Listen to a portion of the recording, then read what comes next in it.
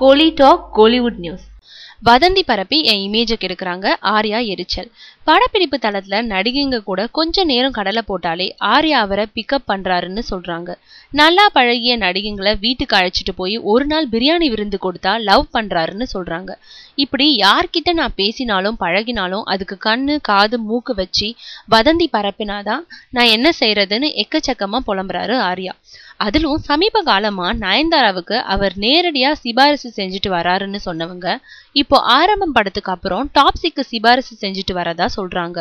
புறம்போக்கு மீகாமன் படங்கள்ல அவரையே நான் நடிக்க வைக்க பேசி கொண்டிருப்பதா என் கூடவே இருந்து பார்த்தவங்களை போல செய்தி பரப்புறாங்கன்னு புலம்புறாரு ஆர்யா. ஆனா இப்போ புறம்போக்கு படத்துல கார்த்திகா புக் ஆயிருக்காங்க. அது போல மீகாமன் படத்திற்கும் வேறு நடிகைங்க கிட்டதான் கால் ஷீட் பேசிக்கிட்டு இருக்காரு இயக்குனர்னு தன்னிலை விளக்கம் கொடுக்கும் ஆர்யா, முன்னெல்லாம் இத கூட ஒரு பப்ளிசிட்டியா நினைச்சு கண்டுக்காம விட்டுட்டேன். ஆனா இப்போ அதுவே என் இமேஜை கெடுக்கிற விஷயமாகிட்டதுனால தவிர்க்க நினைக்கிறேன்னு சொல்றாரு.